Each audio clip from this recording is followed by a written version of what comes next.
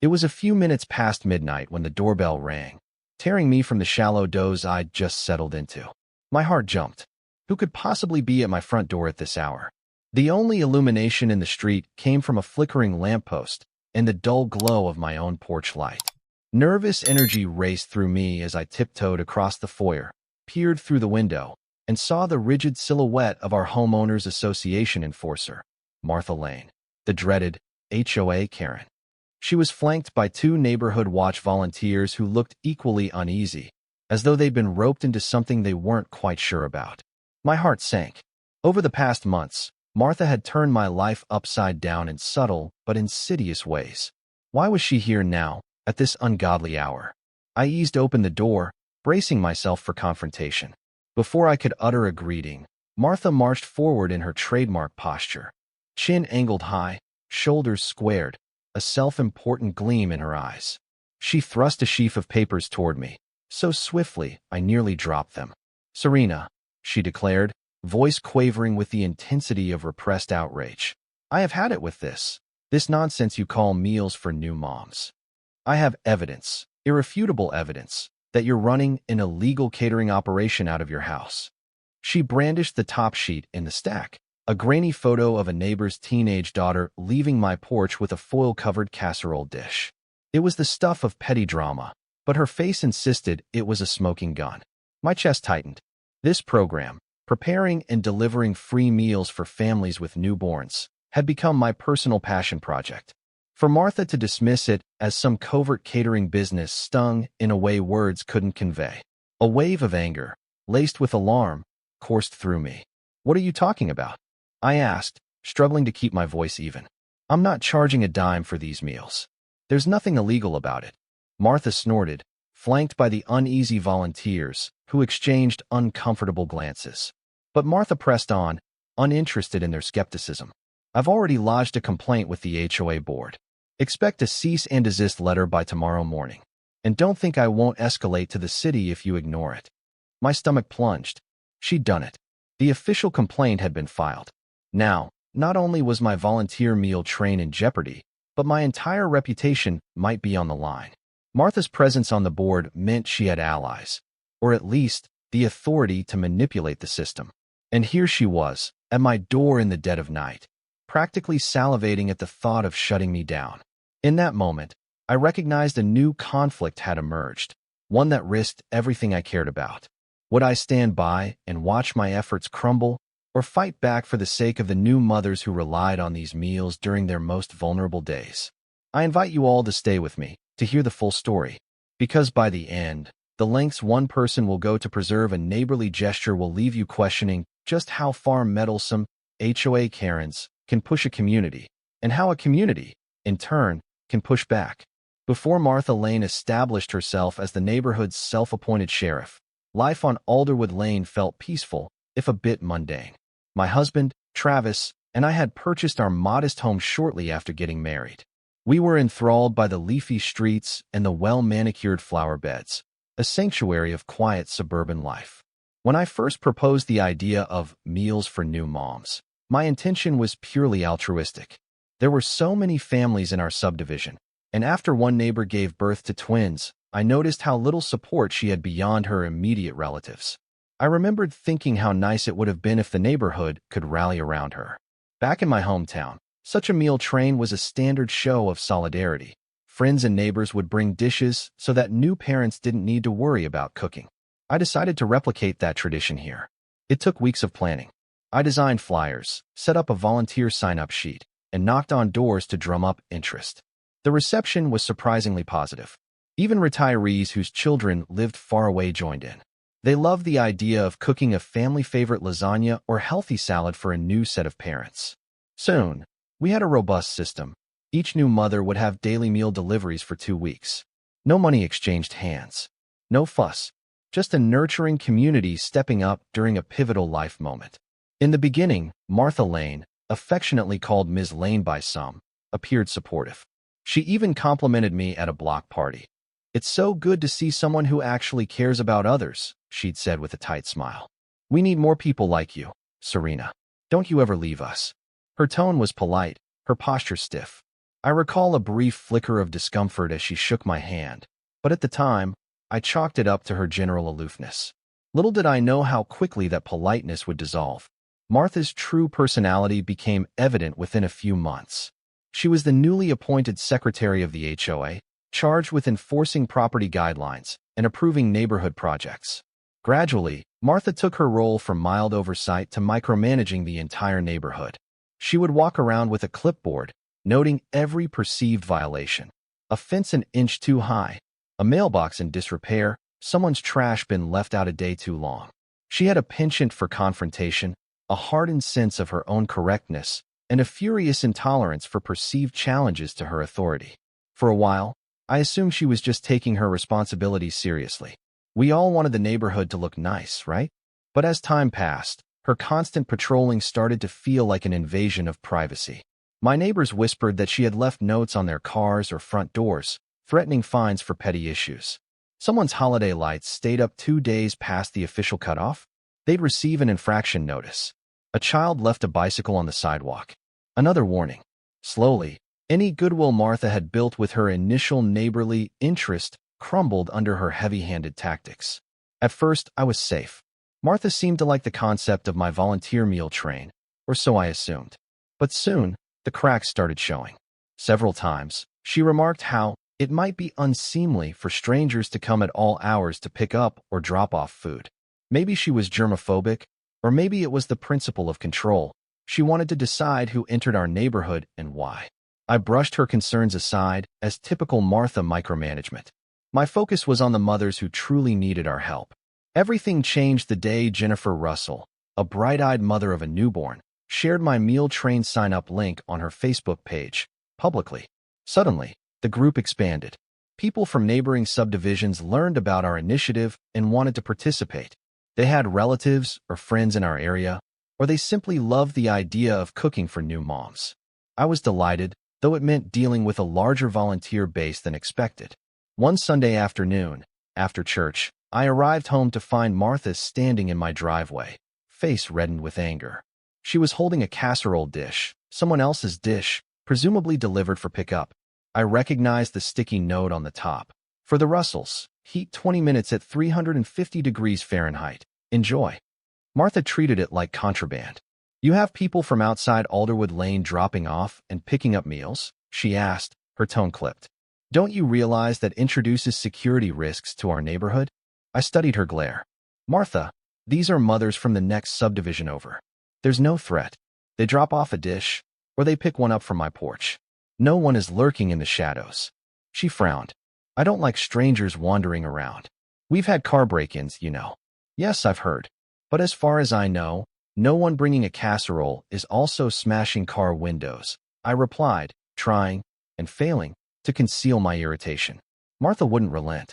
Look, the HOA has strict guidelines regarding non-residents entering our community for non-official events. This is borderline unauthorized operation in a residential zone. We're not zoned for commercial activity.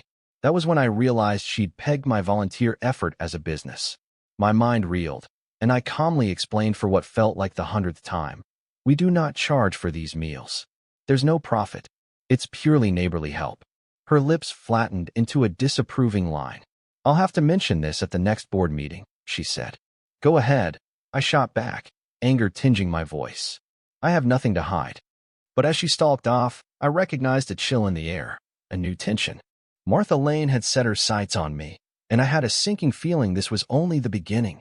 No sooner had I closed my front door than my phone began to buzz nonstop. I belonged to an online community forum for Alderwood Lane, something the HOA had set up years ago but rarely used. That day, it erupted into chaos. Martha Lane, HOA Secretary, alert, illegal catering or unlicensed food operation suspected at 214 Alderwood. Residents are advised to remain vigilant. If you notice unusual traffic or late-night deliveries, please contact the board. Safety first. The message ended with a link to some obscure city ordinance about unlicensed food vendors. My name wasn't mentioned, but the address was mine. My neighbors, who recognized the address, were stunned. They started responding with confusion and outrage. Nancy L. Wait, that's Serena's place. She's doing free meals for new parents. That's not illegal catering. George R. Martha, you might be overreacting. Let's get the facts before we label people criminals. Rachel B. I'm one of the volunteer cooks. None of us are selling anything. We're just helping out new parents. But Martha was undeterred. She doubled down, quoting sections from the city health code, insisting that frequent or routine distribution of food might require a permit. The panic and confusion escalated as people tried to figure out if they'd unwittingly broken the law by dropping off a dish of baked ziti or a Tupperware of lentil soup. I stepped in with a measured post. Serena D. To clarify, this is a purely volunteer-based meal train. No money changes hands, nor are we conducting business. Our only goal is to help families with newborns adjust to a major life change. I've read the city code, and it addresses commercial operations, which we are not. If anyone would like to discuss, feel free to message me privately or drop by my place. That calmed some nerves, but Martha replied immediately. Martha Lane, HOA Secretary, Serena, until the board convenes to discuss whether this violates any HOA or city regulations, I strongly advise you to halt the program. If there is truly no commercial interest, we can verify that with a thorough inspection. An inspection? For what? My kitchen? My fridge? The entire conversation left me rattled. As more neighbors jumped in to defend me, Martha remained firm, warning them that sympathy should not override legal compliance. The tension in the group chat was palpable, and a wedge was driven further between those who believed in community support and those who were frightened by HOA authority. A week passed, and no official inspection happened. I suspected the rest of the HOA board found Martha's complaints excessive. But that Tuesday evening, a letter arrived in my mailbox with the HOA logo emblazoned on the top. It was stamped Notice of Noncompliance. My hand shook as I read. Dear Serena D., of 214 Alderwood Lane. We regret to inform you that the activities transpiring at your residence, specifically the repeated acceptance, preparation, and distribution of food items, may constitute a violation of Section 13B of the Alderwood Lane Charter, which requires that all commercial or quasi-commercial activities obtain prior board approval. While we appreciate your intention to foster community spirit, the potential for breaches of health code, food safety, and unauthorized access to the neighborhood raises concerns. Therefore, we require that you suspend all meal-related operations pending review by the board. Failure to comply may result in fines or further disciplinary measures. Sincerely, the Alderwood Lane Homeowners Association Board. It felt surreal. How had my well-intentioned gesture become labeled a potential commercial operation, complete with threats of fines? My phone lit up with messages of support once I posted the letter on the community forum. Neighbors were outraged. Even Nancy, who rarely left her house, came over to express solidarity. That same afternoon, the local Nextdoor app lit up with people from adjacent subdivisions praising our meal train.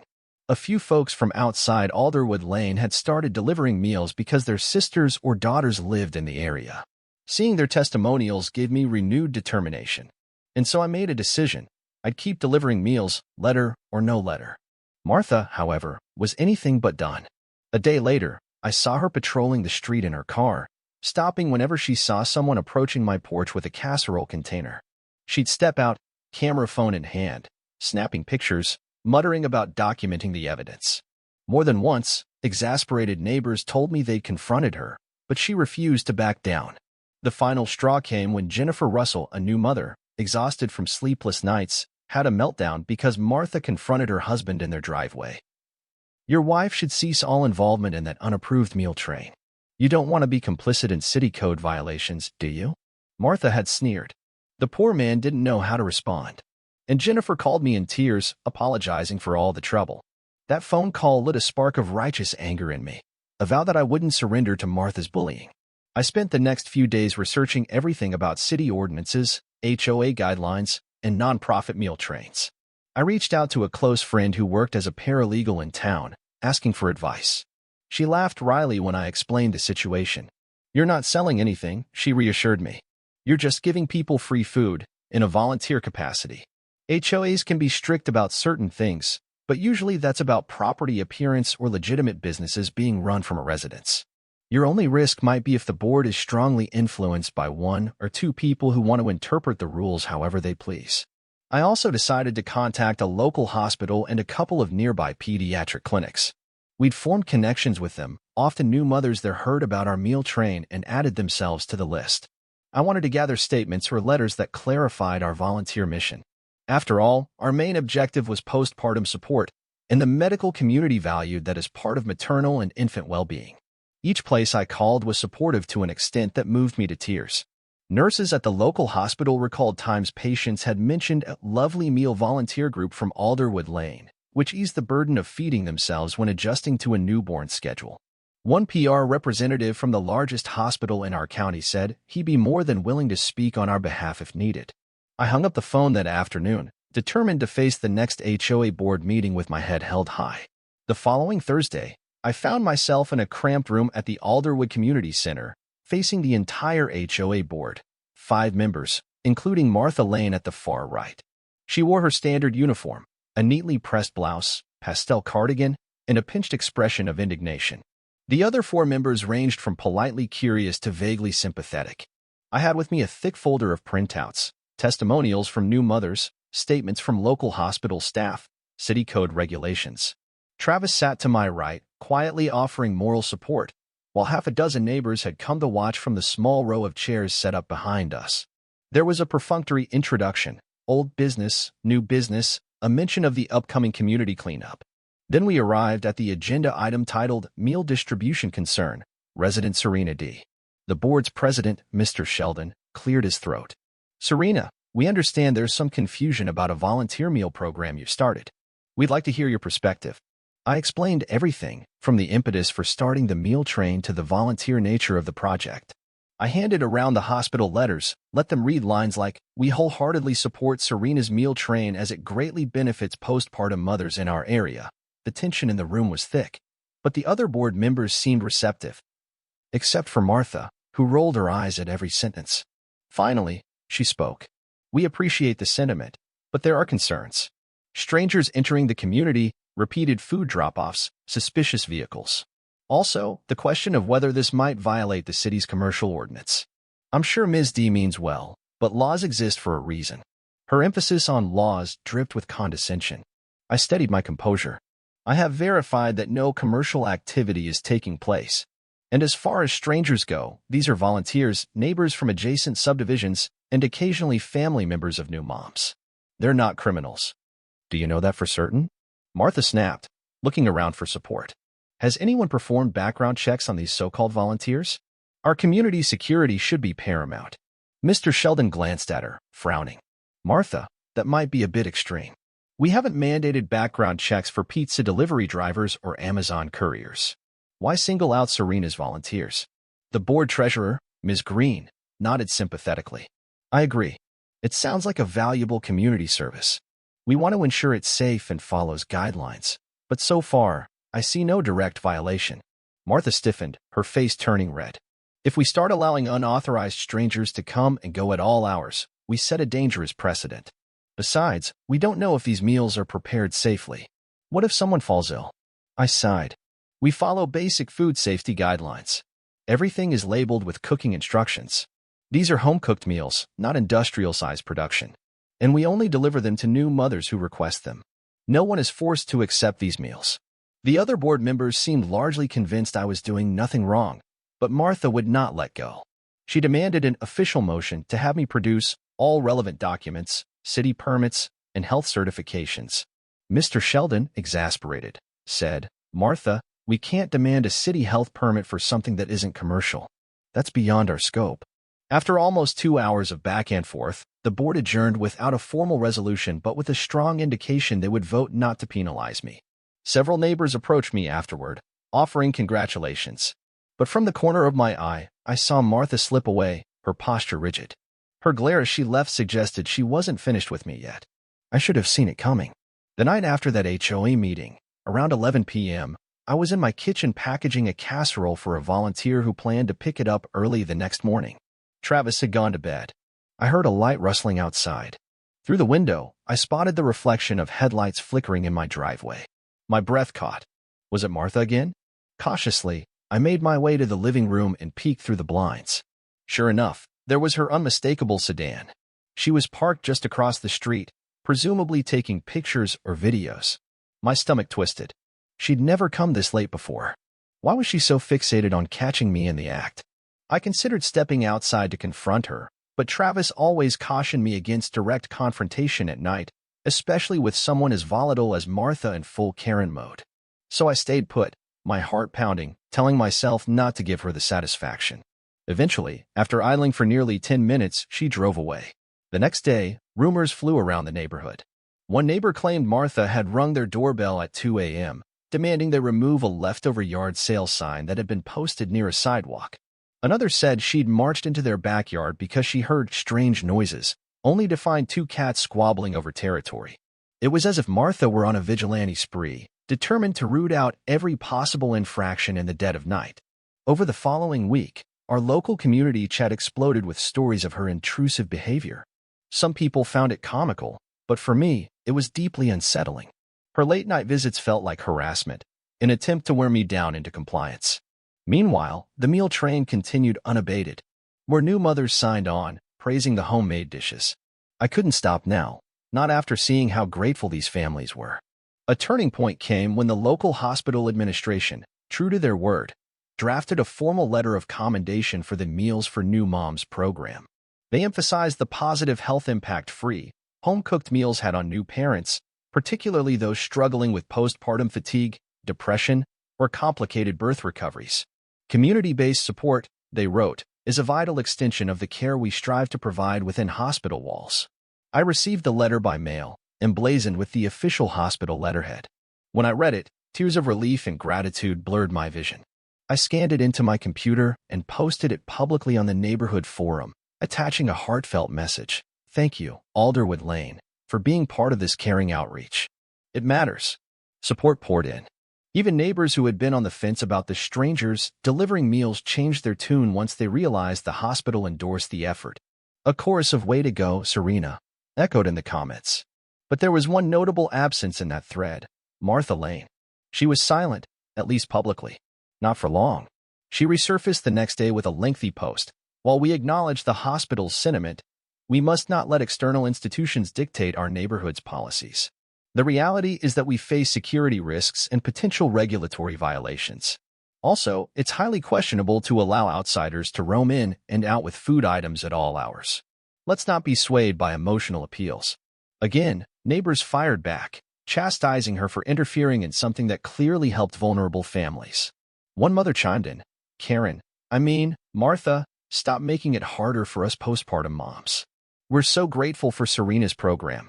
Another typed, stop being the Grinch of Alderwood. Let people help each other. The tide of public sentiment was turning sharply against her. Outside of our cozy forum, social media had begun to buzz. Stories of HOA Karen and her vendetta against a volunteer meal train started circulating on Facebook groups and local Twitter hashtags. Someone posted screenshots of her petty comments, inciting outrage from parents and community organizers in neighboring towns.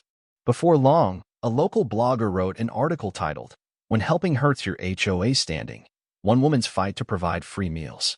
The post went semi-viral in the county, attracting comments from people who were shocked an HOA would try to stop such a program. "She's basically punishing postpartum moms," wrote one commenter. "That's monstrous," said another. I received messages from across the region, folks volunteering their cooking, offering moral support, or just telling me to hang in there. It was heartening, but it also raised the stakes. Martha's behavior was no longer just a neighborhood dispute. It was on the verge of becoming a county-wide embarrassment for our HOA. Rumor had it that some HOA board members were furious with Martha for turning the spotlight on Alderwood Lane in such a negative way. They worried it would affect property values or overshadow the other positives of our community. I'd heard from a friend of a friend that an emergency board meeting was being scheduled, likely to address the PR crisis. For once, I sensed that Martha might be on the defensive. Still, Martha refused to back down.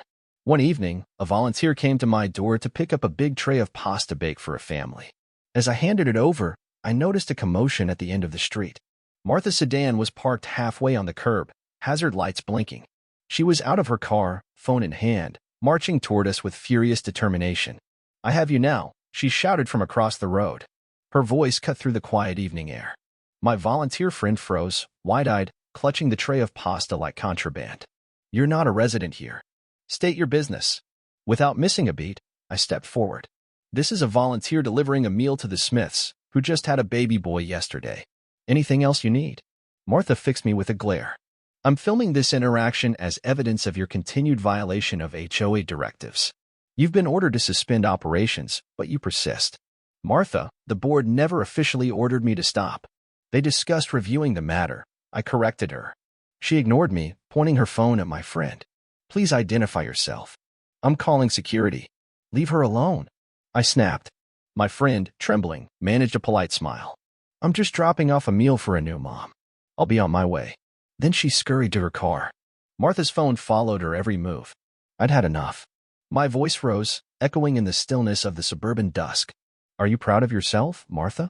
You're harassing people who are trying to do something good for our community. She sneered, stepping closer. You're twisting the narrative, Serena. I have a responsibility to keep this neighborhood safe from unauthorized outsiders, and your so-called volunteer program looks an awful lot like a business. People come in at all hours, dropping off unregulated food. Unregulated? I spat. You're not the FDA. We're just neighbors helping neighbors. The hospital has even endorsed us. Which means nothing legally, she insisted, face twitching with anger. You might have fooled the hospital, but you won't fool the authorities. I'm lodging a formal complaint with the city. Let's see who they believe. My heart pounded. We stood there, locked in an impassioned stare down. Around us, a few neighbors peeked out from behind curtains. The tension was overwhelming. Finally, with a withering scowl, Martha turned on her heel, got back into her sedan, and sped off into the night, leaving me angry, shaken, and more determined than ever. True to her word, Martha attempted to escalate the matter by contacting city officials. But her complaint was met with skepticism. The city's public health department was well aware of meal trains and food trains for postpartum mothers or families dealing with illness. They confirmed that such volunteer-based efforts didn't require the same permits as commercial or catered events, as long as no money changed hands and deliveries were voluntary. Moreover, the hospital letters carried weight. Word spread quickly among city officials that this was an altruistic neighborhood effort, with no record of foodborne illness or any misconduct. If anything, the city seemed to side with me. A phone call from a city representative clarified that they considered it a neighborly act rather than a business. As long as it remains free, no issues from our perspective, the official had said. If the city wouldn't back her up, Martha pressed on in other ways. She drafted a new set of proposed HOA guidelines that restricted frequent deliveries or unauthorized visitors, unless they were immediate family or guests of a resident. The language was vague, but the intent was clear: hamper my meal train. She presented the draft at a special HOA meeting. Unexpectedly, that meeting produced a fiery confrontation from an ally of mine, Ms. Green, the treasurer. She tore into Martha's proposal, citing that it could be read to ban mail carriers, package delivery employees, or even guests attending a birthday party. We're not creating a gated fortress, Ms. Green declared. We're a community. And if anyone thinks we need to pass draconian rules just because of one volunteer program, they're misguided. People have the right to help each other. I, for one, find the meal train program commendable and have no intention of supporting a ban. A smattering of applause filled the community center. I was grateful beyond words. Martha looked blindsided, her face flushing crimson. Still, she insisted on a formal vote. The results: 4 votes against her proposal, 1 in favor, hers. Her attempt to codify her demands fell flat. In that moment, she was visibly furious, but powerless. The weeks that followed were tense. Martha's campaign against me hadn't succeeded officially, but she continued to harangue me on social media, insinuating that my Meals for New Moms program was skirting the law or endangering the neighborhood. She posted the same tired accusations: traffic from strangers, questionable food safety, potential for unsavory characters. But by now, the neighborhood had grown weary of her crusade. The mothers who benefited from my deliveries began sharing heartfelt stories on our forum, describing how receiving a home-cooked meal at 2 a.m. when they were up nursing a newborn felt like a lifesaver. One father admitted, "I was overwhelmed juggling the baby, the laundry, and my job. Serena's program gave me a few precious moments to breathe." The personal accounts painted a vivid picture of the emotional support behind every casserole, every pot of soup. Local social media exploded in solidarity. People from across the county chimed in about how meal trains had helped them through surgeries, chemo treatments, or postpartum depression. The wave of positive testimonials drowned out Martha's negative spin. Soon, she was being called out for her heartlessness. Memes popped up, caricatures of a woman wagging her finger at a casserole, with the caption, "HOA Karen strikes again." When a few of these memes made it onto a local news station's Facebook page, public opinion turned decisively in my favor. I was invited to speak on a small community radio show. Nervous but fueled by a sense of justice, I explained how Meals for New Moms was purely volunteer-driven, motivated by compassion. The interviewer asked, "What about the claims from your HOA that you're operating an unlicensed business?" I smiled wearily into the microphone. "I'm not making a dime. If anything, I lose money buying foil trays, labels, extra groceries. But it's worth every cent if it eases the burden for new parents." The comments from listeners poured in, many offering praise and well wishes. Even some longtime residents who'd once been frightened by Martha's authority began openly criticizing her.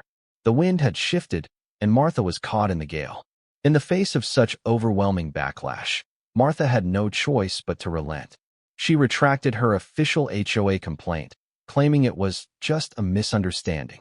Though she never issued me a direct apology, she acknowledged in a terse forum post that the city views Ms. D's activity as permissible volunteer work, and she would no longer pursue enforcement actions. It was a half-hearted capitulation, but a victory nonetheless. Yet, the public wasn't satisfied. They demanded an apology, especially those who felt personally attacked by her attempts to thwart postpartum support. The outcry peaked when a local mother, who had suffered severe postpartum depression, wrote a lengthy open letter describing how close she'd been to a breakdown until my program stepped in with daily meals and a few encouraging notes from volunteers. She laid part of the blame for her stress on Martha's public condemnation. "Imagine you're a brand new mom," she wrote, "barely coping, and your neighbor is threatened with fines for providing you a casserole. What kind of community is that?" The social media storm was relentless. Martha was blasted, called heartless, out of touch, controlling. Some posted that she should resign from the HOA board altogether. And indeed, a rumor circulated that she was considering stepping down from her position, at least temporarily.